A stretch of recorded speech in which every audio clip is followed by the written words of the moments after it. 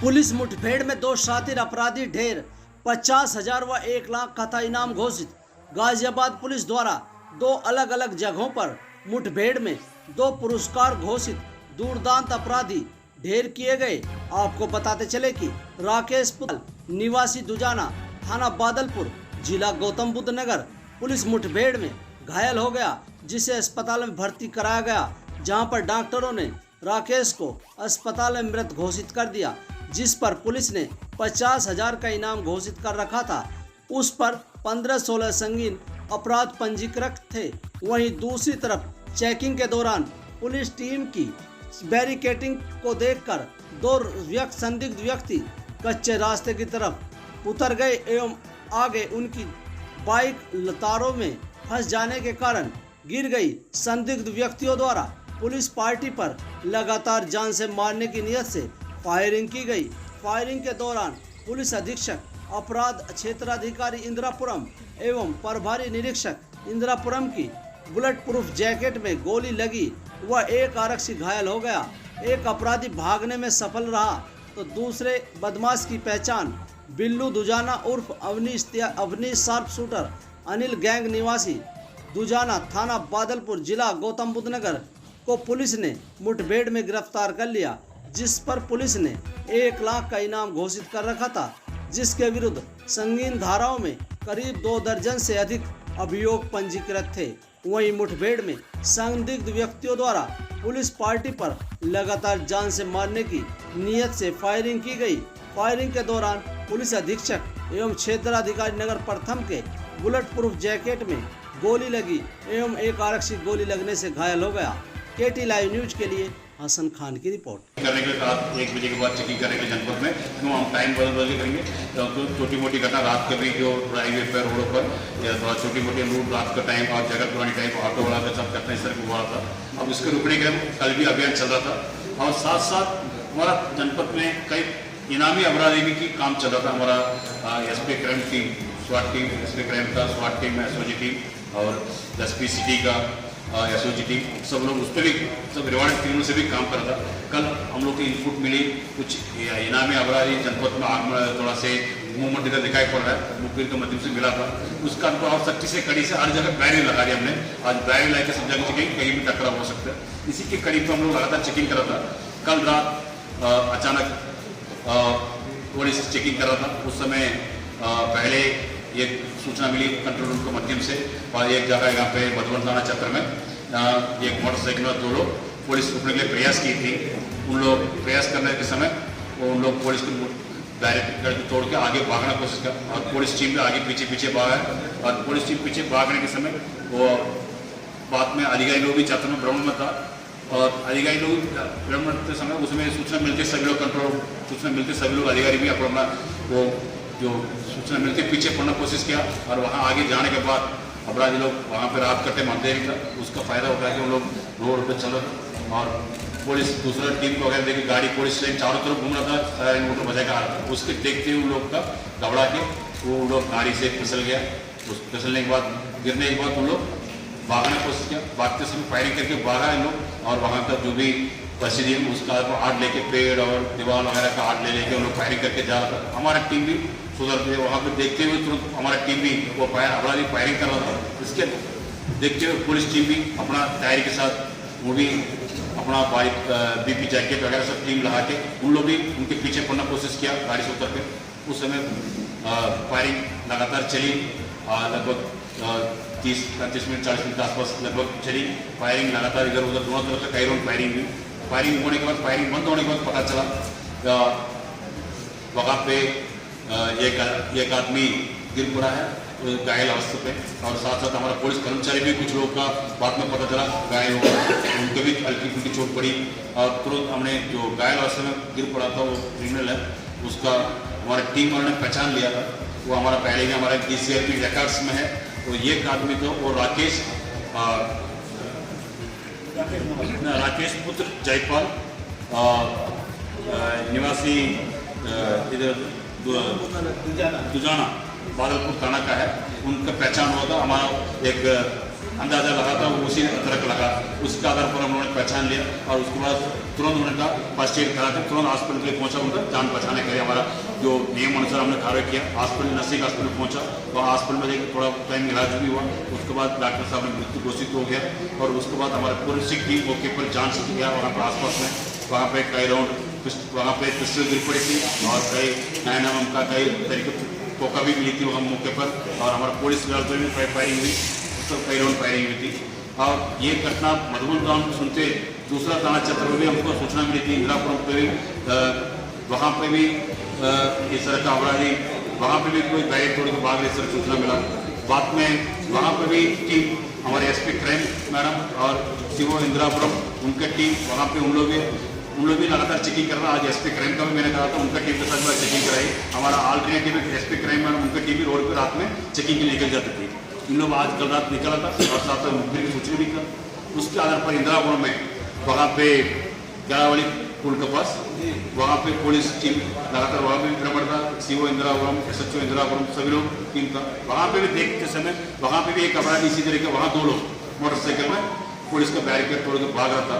वो भी देखते हुए दूसरा अपोजिट साइड से दूसरा रोड से SHO इंदिरापुरम, सीओ इंदिरापुरम गाड़ी आई थी, उसके देखते हम लोग मोड़ना कोशिश किया।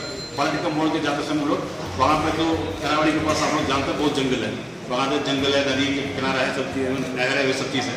उसको हम लोग फायदा उठा आगे भाग रहा था। वहाँ पर भी वहाँ रात का टाइम था, वहाँ पर तार पड़ी थी, उसके लेके वो गाड़ी फंस गया था, वो गाड़ी से गिर गया था। लोग गिरने के बाद हम लोग आगे भागना सफल हुआ। वो जब भागते तुरंत फायरिंग करना कोशिश किया। पुलिस ने जब भी फायरिंग की थी वो भी पुलिस को भी किया लगातार। वहाँ आगे जाके कंडक्ट बिल्डिंग में वहाँ से चुप किया तो हमारे पास टास्क सेट के माध्यम से हम लगातार कोम्बिंग करना चाहता। पुलिस पार्टी नसीब पहुँची तो फायरिंग करना लगातार शुरू कर दिया।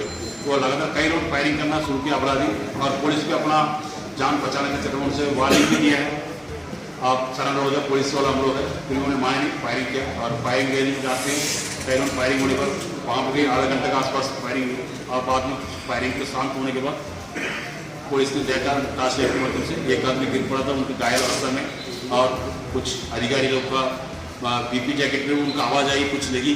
बाद में पता चला उस पर निशान लगी थी, उस पर भी बुलेट के निशान लगी थी BP जैकेट पे भी। और वहाँ पे उनके भी देखा, वहाँ पे एक आदमी गिर पड़ा था, उसका तुरंत फर्स्ट एड कराते हुए तुरंत उनका खून रुकने की कोशिश करके तुरंत हॉस्पिटल उनके भी MMH के लिए रवाना किया था इलाज करने के लिए। साथ साथ हमारा घायल कर्मचारी के भी हमारे साथ साथ रवाना किया, वो भी आके हॉस्पिटल में दिया था, वहाँ पे इलाज कर तुरंत उनका भी मृत डॉक्टर साहब ने घोषित कर दिया था। वहाँ पे जो इंदिरापुरम में देखा वहाँ पे एक साथीर अपराधी पहचान में आया। वहाँ पे हमारा क्राइम ब्रांच टीम पहले भी DCR की मदद में हमारे पास फोटोज वगैरह है, उसी पे काम करता हूँ। वो आदमी पता चला अविनीश उर्फ बिल्लू दुजाना, बिल्लू गैंगस्टर बोलते हैं उनका, बिल्लू गैंगस्टर पुत्र जगदीश निवासी दुजाना बादलपुर थाना क्षेत्र का, उसके पहचान हुआ। और ये दोनों अपराधी हमारा जनपद से रिवार्ड पहले भी हुआ है। 1 लाख इनाम बिल्लू दुजाना का ऊपर 1 लाख इनाम हमारे ADC साहब ने करा के रखा था और राकेश के भी 50,000 का इनाम था हमारा। अभी आप लोग को मालूम है जो वेव सिटी में पिछले 25 दिन पहले 30 दिन पहले एक डबल मर्डर हुआ था, सेंचुरी केस हुआ था। वहाँ कई राउंड गोली चली थी वहाँ मौके पर, उस पर 2 लोग मर गया था, वहाँ पे डेथ हो गया था। उस केस में FIR दर्ज हुआ, नामजद FIR का, ये उस पर दोनों वांछित था।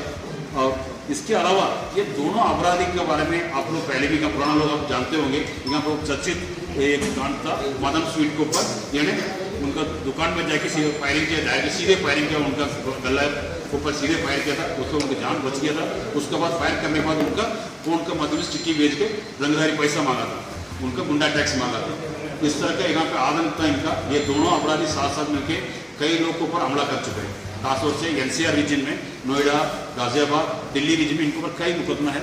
जो बिल्लू के ऊपर 25 मुकदमा है, उसको आप देखेंगे, डकैती भी है, लूटपाट भी है, साथ साथ कई लोगों को रंगदारी मांगने के भी इनके ऊपर मुकदमा है, कई बिजनेसमैन का धमकाना है और डायरेक्ट किसी की देखते हुए किसी को पैसे देने के इनकार करते उनको ऊपर फायरिंग कराना है, आदमी बेच के शूटर से बेच के फायरिंग कराना है। इस तरह काम ये करते थे इन लोग, दोनों लोग। और साथ साथ किसी के ऊपर गोली तुरंत चलाते, वो भी 1 राउंड नहीं चलते, कई राउंड चलाते, एकदम 10 कभी घटना करते तो इन लोग के साथ तो कम से कम 20-25 राउंड फायरिंग होना है, 1-2 राउंड फायरिंग नहीं करते। इस तरह दूसरा अपराधी थे लोग। सर एक सवाल ये है कि ये दोनों बिल्लू और राकेश, क्या अनिल दुजाना गैंग से इनका कोई कनेक्शन था? और जो ये रात ब्रेकडाउन हुआ है इसके अंदर जो दोनों के साथ एक साथी थे, क्या पुलिस उनको पकड़ पाई? ये दोनों लोग पहले इनिशियली इन लोग का अनिल दुजाना गैंग के साथ इन लोग पहले भी शामिल थे शुरुआत में। बाद में इन लोग का अपना गैंग अलग अलग हो गए थे इन लोग। ये दोनों के बीच में बाद में कुछ मुठभेड़ हुआ। बाकी इन लोगों के साथ भी कई क्रिमिनल्स इनके साथ भी रहते थे इन लोग। और वो जो रात का अंधेरे का फायदा उठा के चले गए, उनके भी हमारी टीम लगातार जारी कोम्बिंग किया था, हम लोग नहीं मिल पाया। फिर उनके भी हम लगातार बातचीत करके हम लोग उसके भी हम लोग काम कर रहे हैं।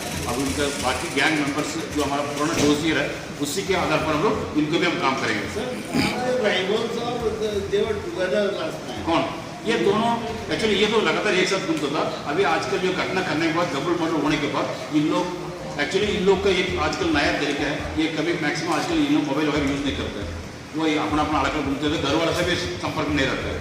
अभी उनका बिल्लू का परिवार का पूरा हम लोगों ने जेल भेजा था कि उन लोग की जो डबल मर्डर में इन लोगों ने शरण देना में और योजना बनने में इन लोग को भी कुछ एविडेंस आया था। जो पहले एक अपराधी हमने पकड़ा था अनिल, उन्होंने बताया था इनका परिवार से पहले से भी इन लोग का ये जो बिल्लू का पूरा साधन देना और साथ साथ जो पैसा लूटपाट का और रेगुलर की पैसा इन लोग सब इस्तेमाल करता और साथ साथ ये डबल मर्डर में इनको दोनों का परिवार का रोल था।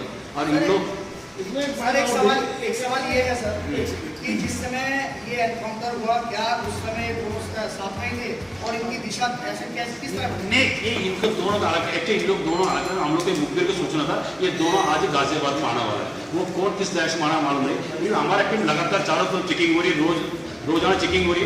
अब हम रोजाना हमको कहीं ना कहीं कोई अपराधी मिल रहा है। इसी के इत्तेफाक में हमको दोनों एक साथ अलग अलग इलाके में मिला। सर डबल मर्डर में दोनों वांछित थे, उसके बावजूद गाजियाबाद है तो कोई बड़ी घटना को अंजाम देने के लिए आए थे? हो सकता है, उसका हम लोग को तो पता है, उनसे इंट्रोडक्शन नहीं हो सकता है। इनका क्यों जो एफआईआर दर्ज हुआ नाम जाता है उस परिवार का धमकाने के मोड़ पर, तो उनका परिवार एफआईआर दर्ज करने के भी तैयार थे, इनका नाम लेने के भी ये नहीं था, लोग तैयार नहीं था। जो घटना जब हुआ था दोनों परिवार का सदस्य लोग जो मरा था उन लोग इनका नाम तक लेने के तैयार नहीं था।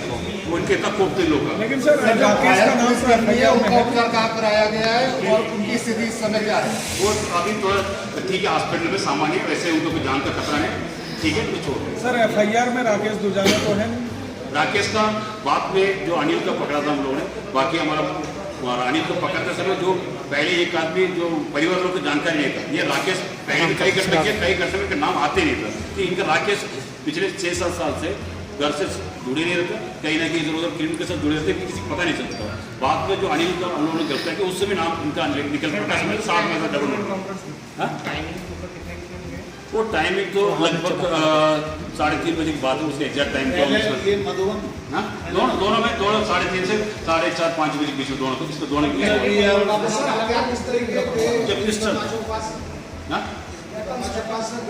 जो पिस्टल था 9mm का पिस्टल, 32 का पिस्टल सब। सर गाजियाबाद पुलिस के लिए बड़ी कामयाबी रही, लेकिन क्या रिवॉर्ड दिया जाएगा इस कामयाबी के बाद? इसका हमारा टीम के लिए हमारे एडीजी जोन सर ने 1 लाख रुपये इनाम का भी घोषित करने के लिए उन्होंने कहा था ये टीम के लिए।